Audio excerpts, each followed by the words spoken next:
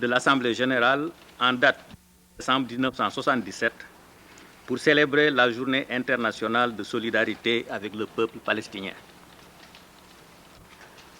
J'ai l'honneur et le plaisir d'accueillir Son Excellence, M. Samuel Insan Ali, président de l'Assemblée générale, Son Excellence M. Boutros Boutros-Ghali, secrétaire général de l'Organisation des Nations Unies, Son Excellence M. José Luis Jesus, président du Conseil de sécurité, Son Excellence M. Stanley Kalpagé, président du comité spécial chargé d'enquêter sur les pratiques israéliennes affectant les droits de l'homme, du peuple palestinien et des autres Arabes des territoires occupés. Et Son Excellence M. Farouk Kadoumi, chef du département politique de l'Organisation de libération de la Palestine, représentant de la Palestine. Je voudrais également souhaiter la bienvenue aux distingués représentants des États membres, des organisations intergouvernementales et des mouvements de libération, ainsi qu'aux représentants d'organisations non gouvernementales, aux membres de la presse et à tous ceux qui ont accepté l'invitation du comité à participer à cette séance solennelle. Je voudrais maintenant inviter toutes les personnes présentes à se lever et à observer une minute de silence à la mémoire de tous ceux qui ont donné leur vie au service de la cause du peuple palestinien.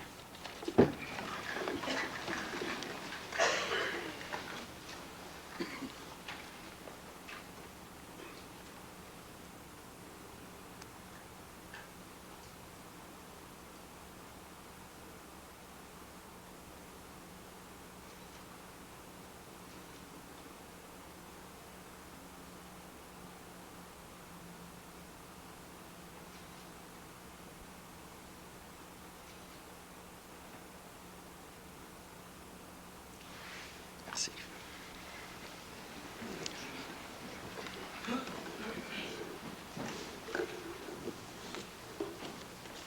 Mesdames et messieurs, je voudrais maintenant faire une déclaration à ma qualité de président du comité pour l'exercice des droits inaliénables du peuple palestinien.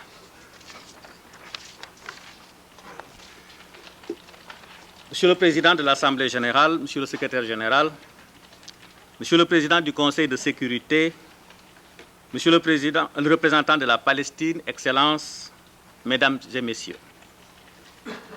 nous voici aujourd'hui rassemblés, comme chaque année depuis 15 ans, pour célébrer la Journée internationale de solidarité avec le peuple palestinien. La présence ici de si nombreuses éminentes personnalités nous honore.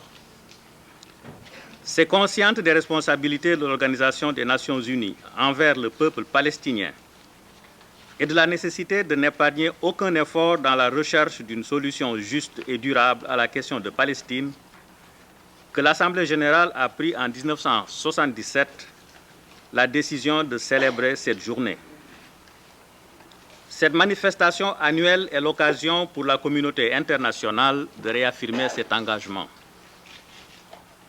La célébration de cette journée internationale de solidarité est traditionnellement pour le Comité pour l'exercice des droits inaliénables du peuple palestinien, comme pour les États, les organisations intergouvernementales et non gouvernementales et les organismes des Nations Unies, l'occasion de s'engager de nouveau à intensifier leur action en vue de contribuer à un règlement pacifique et global de la question de Palestine.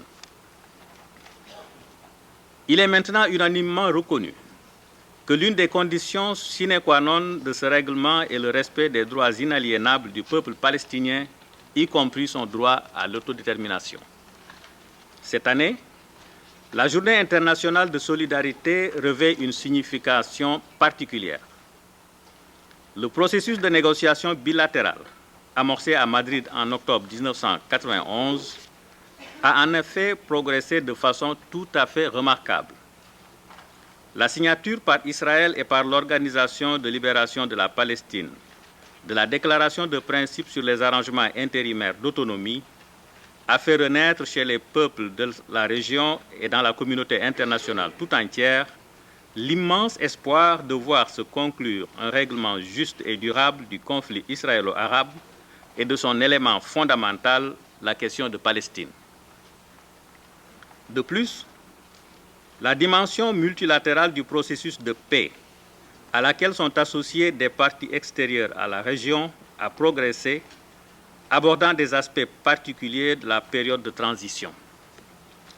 Le comité se félicite de ces progrès sensibles vers l'instauration d'une paix globale, juste et durable dans la région, conformément aux dispositions des résolutions 242 et 338 du Conseil de sécurité et des autres résolutions pertinentes de l'Organisation des Nations Unies.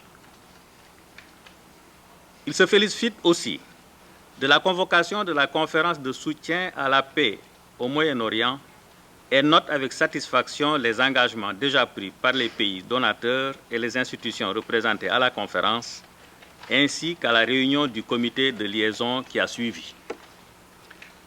Dans sa résolution 47/64A, l'Assemblée générale a affirmé une fois de plus que les Nations unies avaient une responsabilité permanente à assumer en ce qui concerne la question de Palestine jusqu'à ce que celle-ci soit réglée sous tous ses aspects de manière satisfaisante et dans le respect de la légitimité internationale.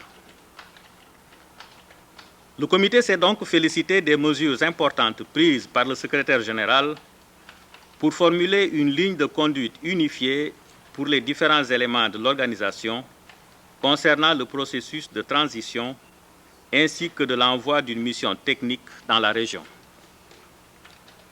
Le comité demeure convaincu que l'Organisation des Nations unies doit être pleinement engagée dans le processus de paix et dans la mise en place d'une autorité nationale palestinienne et qu'elle doit participer à l'octroi d'une assistance dans tous les domaines au peuple palestinien. Le progrès des négociations israélo-palestiniennes, le retrait initial des forces israéliennes et l'adoption de mesures de confiance seront de nature à contribuer, nous l'espérons, au relâchement de la tension dans la région et à promouvoir l'atmosphère de confiance mutuelle indispensable à la réalisation de progrès dans d'autres domaines. Nous voyons bien là, en effet, des points positifs. Pourtant, nous ne devons pas perdre de vue que ce n'est que le point de départ d'un processus qui sera long et, à n'en pas douter, difficile. La situation dans le territoire occupé reste très tendue et instable. La recrudescence de la violence y est particulièrement inquiétante et notre comité, qui est l'organe de l'Assemblée générale concerné au premier chef par la question de Palestine, ne relâche pas de sa vigilance face aux violations des droits de l'homme qui se poursuivent dans le territoire occupé alors même que les négociations progressent. Certes, notre comité a noté une certaine évolution positive de l'attitude des dirigeants israéliens au cours de l'année et aussi certaines des mesures partielles qu'ils ont prises, notamment la libération d'une partie des prisonniers palestiniens. Cependant, nous voudrions aujourd'hui, en ce moment crucial, rappeler avec force que seules des mesures efficaces visant à assurer pleinement le respect des droits des Palestiniens dans le territoire occupé, y compris Jérusalem, ainsi que l'application des dispositions de la 4e Convention de Genève, peuvent créer les conditions propices à un progrès véritable. Nous assistons aujourd'hui, sans nul doute, à un tournant décisif dans la douloureuse histoire du peuple palestinien et peut-être même de celle du Moyen-Orient tout entier. Nous sommes persuadés que pour la communauté internationale, c'est-à-dire l'Organisation des Nations Unies, les gouvernements et les organisations non gouvernementales, l'heure est venue d'agir. Pour sa part, le Comité pour l'exercice des droits inaliénables du peuple palestinien ne ménagera aucun effort pour contribuer de façon concrète et positive au processus de paix et à la mise en œuvre intégrale de la déclaration de principe. Il s'engage à poursuivre son action en vue d'assurer le plein exercice des droits du peuple palestinien et de promouvoir un règlement global, juste et durable de la question de Palestine, fondé sur le respect du droit international, de la Charte des Nations Unies et des résolutions pertinentes de l'Organisation des Nations Unies. Je vous remercie.